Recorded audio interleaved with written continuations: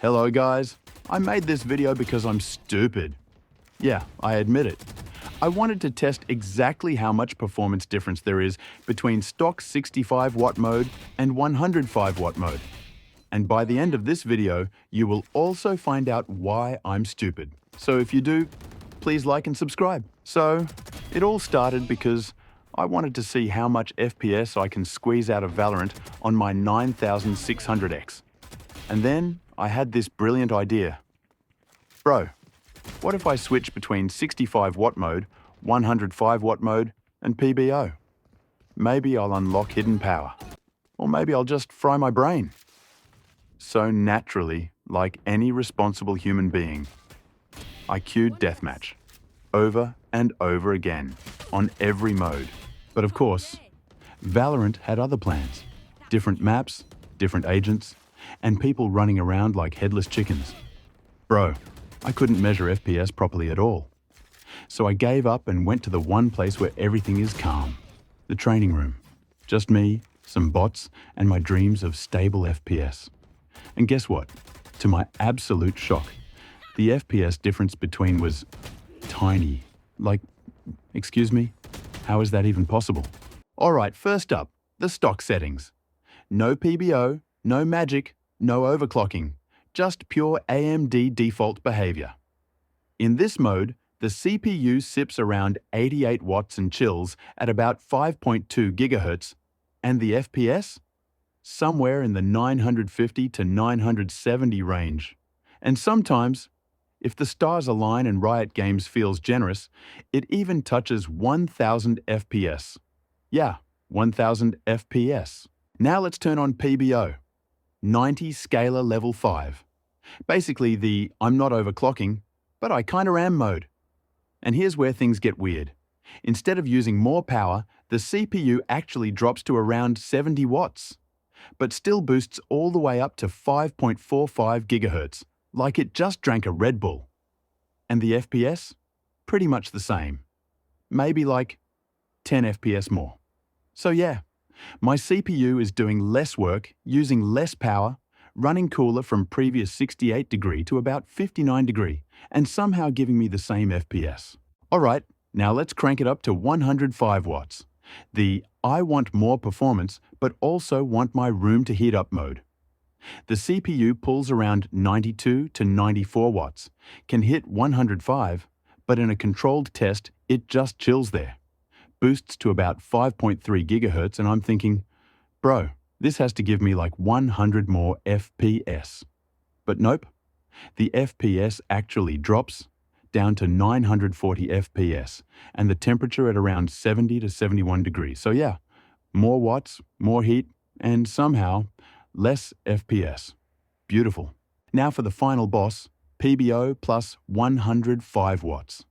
The CPU uses around 70 watts, boosts to 5.45 GHz, and finally gives me like more FPS. We even hit 1000 FPS constantly, and temps stay around 58 degrees. Super chill. So yeah, big boost clocks, small gains, but this is the max performance I'm getting. So here's the quick summary. If you want more performance with lower temps and a cooler CPU, just turn on PBO. It boosts your clocks, reduces power, and somehow runs cooler. Pure magic. But if you have a newer motherboard like B850 that supports 105 watt mode, do not use it alone. Use it only with PBO, because 105 watt mode by itself is weird. Science is confused. I'm confused. Even AMD is probably confused. Because somehow, in 105 watt mode, the CPU uses more power, runs hotter, gets lower clocks, and gives lower FPS. I don't know how that's possible. Maybe 105 watt mode only helps in heavy workloads.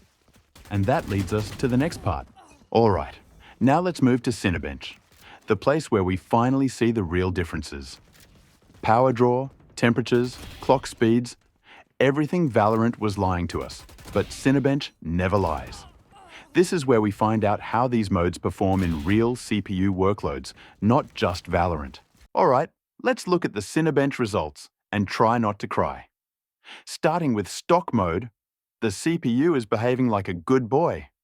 It pulls 88 watts, stays around 66 degrees, boosts to 5.45 gigahertz, and gives us 897 points. Nothing crazy. Just your standard, yes sir, I will follow AMD guidelines behavior. Now we flip on PBO, and suddenly the CPU wakes up like someone slapped it with a BIOS update. Still 88 watts, somehow even cooler at 65.5 degrees, same 5.45 gigahertz, but now it scores 974 points. So basically, free performance, zero extra heat, zero extra watts. I don't know what black magic this is, but I'll take it. Then comes 105 watt Eco mode, also known as the mode that sounds intelligent, but is actually failing its exams.